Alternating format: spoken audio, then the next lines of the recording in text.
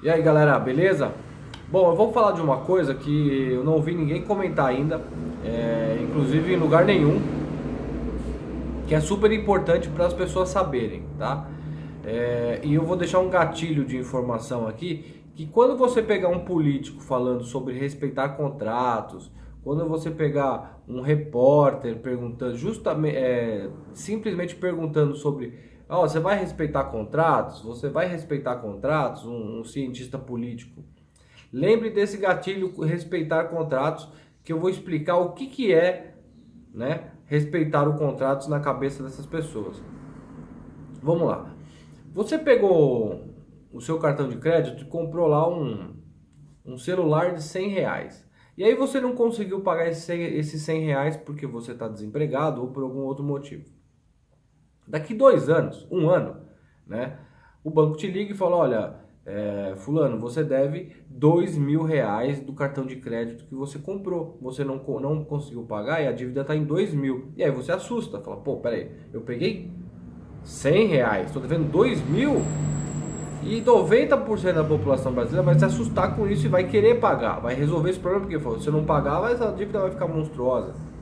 E aí o banco, ele usa a regra de 3, né? Que isso é muito usado, depois eu explico sobre isso. O que é a regra de 3?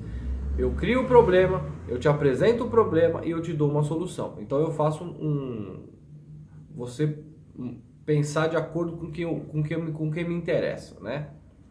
E aí o banco chega para você e fala, não tem problema, você deve 2.000, a gente quer resolver o problema, então você vai pagar 10 parcelas, né?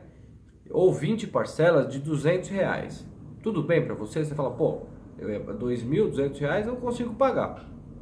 Então ele te dá um contrato chamado confissão de dívida. Aí tá o câncer do respeitar contrato, chamada confissão de dívida. E quando você assina esse contrato de 2.000, você está devendo 4, já começa por aí. E você legitimou esses 100 reais que você comprou, de 2.000, você legitimou essa dívida. Você está lá, confesso que devo 2.000 reais. Parece que você foi lá na loja, em vez de comprar um celular, você comprou 20. E aí o que acontece? Você foi lá, pagou 2 parcelas, não conseguiu pagar e, enfim, passou, não conseguiu pagar. O banco te liga um ano depois, falando, fulano de tal, você tem uma dívida conosco aqui que está em 8.000 reais, porque lembra que você devia 2, assinou um contrato de 4 e já com juros foi para 8. Falou, ó, como é que você vai fazer? Você deve 8.000 reais aqui, senão a gente vai te acionar na justiça para receber esses 8.000. Aí você fala, não, eu quero pagar tal. Aí o cara do banco fala, não, você quer pagar? Não tem problema, a conta é a mesma. Eu te faço 8.000, eu te faço 20 parcelas de 800 reais. E aí de 8 você deve 16. Você fala assim, meu, mas é absurdo. Isso é um absurdo, uma coisa corriqueira que acontece com qualquer... Não só com banco, mas com imobiliária, com qualquer lugar hoje, por causa desse maldito respeitar contratos. E o que acontece? Quando chega na justiça isso, o que o juiz deveria julgar? O valor real da dívida que você pegou, né? Por exemplo, que foi os 100 reais lá, e falar, olha, ele pegou 100 reais, como você está cobrando dele 16.000? Mas não é assim. Por que não é assim?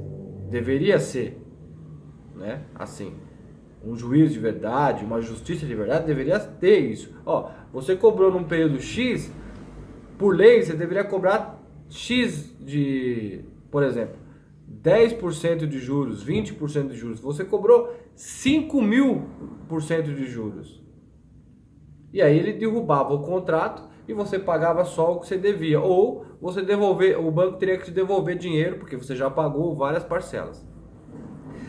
Só que hoje, como o sistema financeiro, né, os bancos, o sistema, ele não está só na política, ele está no judiciário também. Então essa ideia de respeitar contrato vem da ideia do juiz legalista. O que é o legalista? Ele só lê o que está no contrato. Você tem que respeitar o contrato. Então se você pegou R$100 e assinou que você deve 2.000, problema seu, cidadão. Mas pô, eu peguei R$100. Você tá aqui, ó, o contrato que você assinou que confessa 2.000. Então se você pegou R$1 ou pegou R$900, não interessa. Você assinou que você deve do 2.000, você vai ter que pagar 2.000. Aí você fala, quem que se beneficia com isso? Isso, com certeza você que está assistindo, deve ter alguém na família que passou por isso, ou você mesmo, ou algum amigo. Isso é bem comum no Brasil. Isso é um crime, né? Isso é um crime contra o cidadão.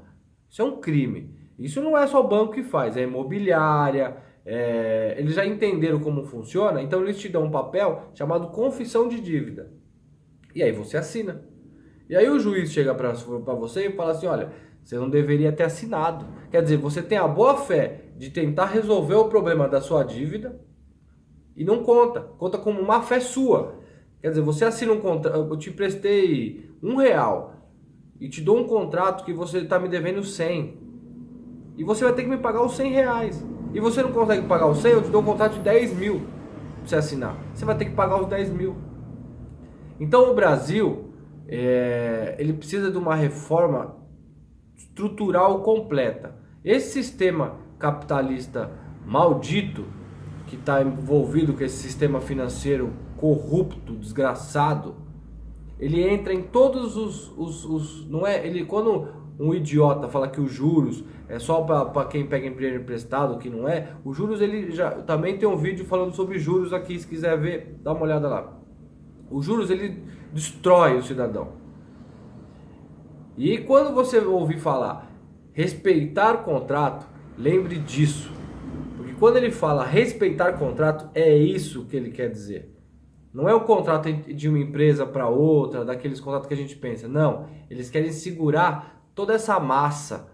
Eles querem legitimar esses juros absurdos e essa dívida podre que eles pegam do cidadão brasileiro. Beleza? Espero que tenha sido claro aí. Se tiver alguma dúvida, alguma pergunta, só me chamar, tá bom? Um abraço, fica com Deus.